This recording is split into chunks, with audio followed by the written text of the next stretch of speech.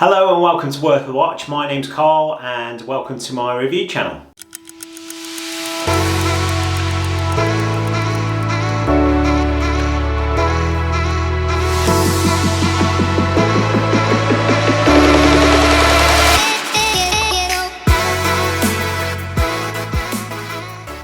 So today we're going to be having a look at Seiko. Now the Seiko has been in my collection for a couple of years actually. There's a certain enthusiastic Scottish YouTube reviewer that reviewed this watch and I took a look at the review, looked at his affiliate links, thought I'll have one of those, thank you very much, and placed an order. I got the watch delivered and I'll be completely honest, it didn't really come across in person the way that I hoped it would.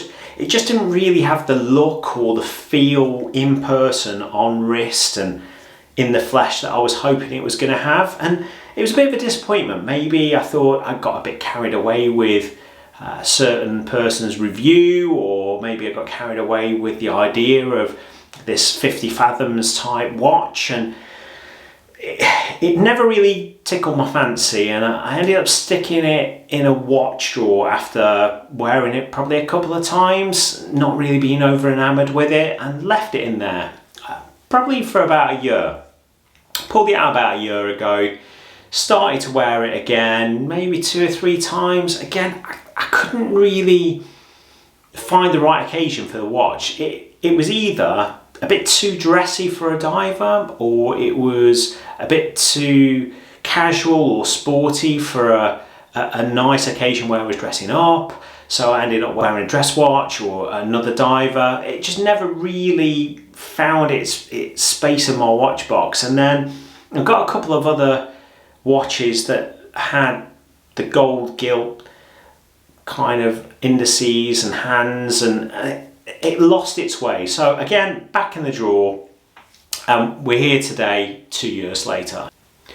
Now, when I very first started doing the reviews, this was probably going to be my first watch, and I'll tell you the reason why. It's a Seiko. It's probably something that people would resonate with.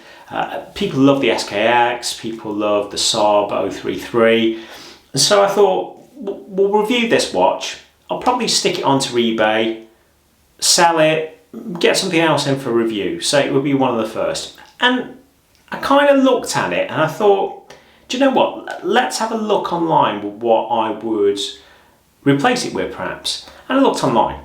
So this is a picture of the Seiko that we're reviewing today.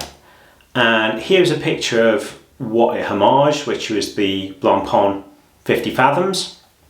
And I'll be honest, it doesn't really have the same sort of look.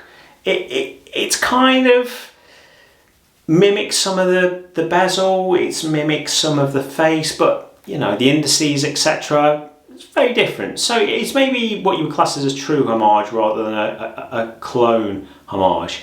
Since the Seiko came out, I've been informed reliably that it's been discontinued. You can still pick up new versions, and I've noticed that the blue dial version is readily available. The black dial version, a little less so.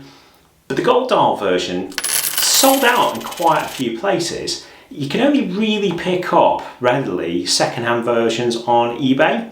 Now, the thing that I found interesting about this is that similar to other discontinued SKX models and SUB 033 models from Seiko, the price has started to creep up on these. Now, when I bought this watch, it was around about £135 UK.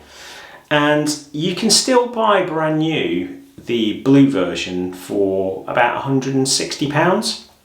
But if you wanted to go and buy a second-hand version of this Seiko in the gold and black, you're looking on eBay anywhere between, at the low end, 170 up to, I've seen £220 for used.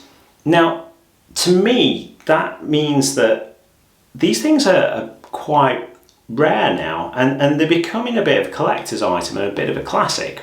I go back to looking at what I could replace it with. I looked at the Baltic Aquascape, and that to me was a closer aesthetic to the Blancpain. Now, when I found something that was gilt, and I thought, do you know what? I actually really like this. Let me show you this DOXA. Now, this DOXA is beautiful. It's a £920 watch on a rubber strap. This Seiko has boxed crystal the same.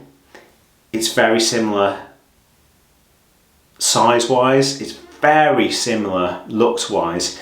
And you've got to say DOXA have probably taken that 70s dive aesthetic and looked at the discontinued Seiko and thought, do you know what?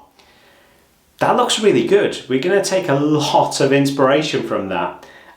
And I don't know if it's intentional, but if it is intentional, they have taken a lot of inspiration from the Seiko. So let's have a look at the specs and see what you think. Seiko, as catchy as ever, have named this the Seiko5 Sports Automatic SNZH57.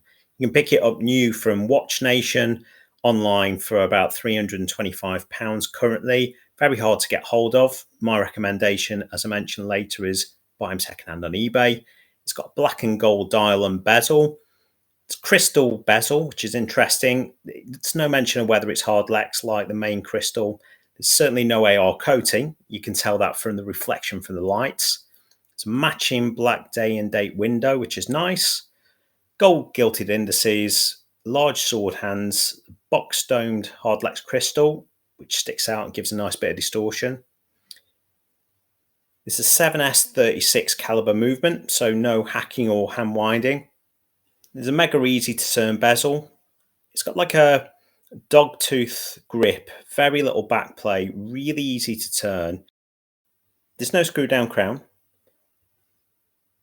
It's not signed either, so it's only 100 meters of water resistance.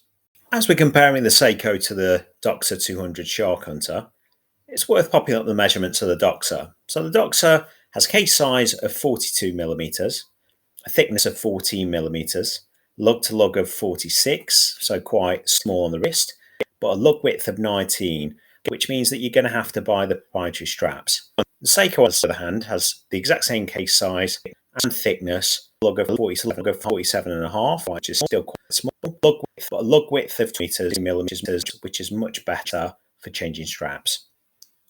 Talking of straps, you can tell that this one's been swapped straight onto a black sailcloth. I've got this one from Zulu Diver.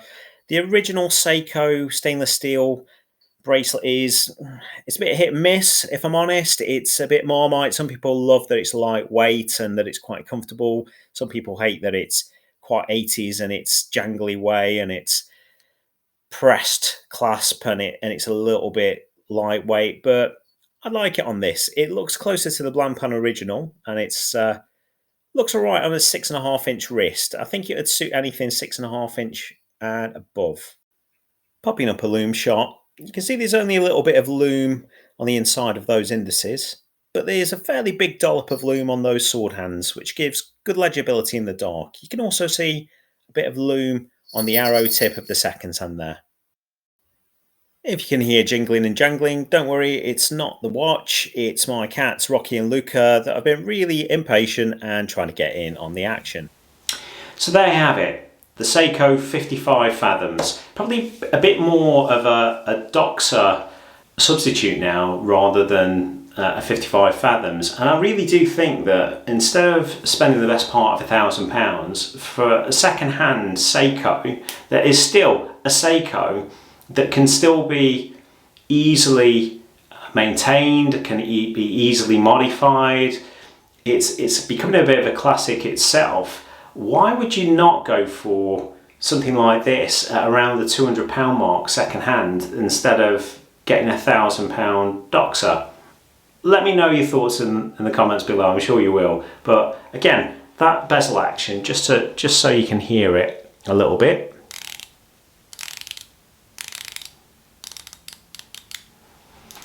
It's very, very easy. Look, each their own. I still don't know if I'm going to keep this. I'm in 50-50 now. I was definitely going to get rid of it before. I might whack it onto eBay, take advantage of the higher prices and cash in and maybe try and get something else in for a review on the channel. But Let me know what you think I should do. I'm always open to suggestions. So until next time, hit the subscribe button, hit the bell icon, and I'll see you next time. Bye.